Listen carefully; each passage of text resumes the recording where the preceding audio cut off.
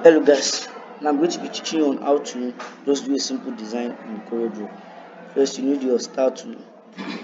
After doing your start tool, then you go to this place, then do it like this. And after then you come to your shape tool, then you shape it like this.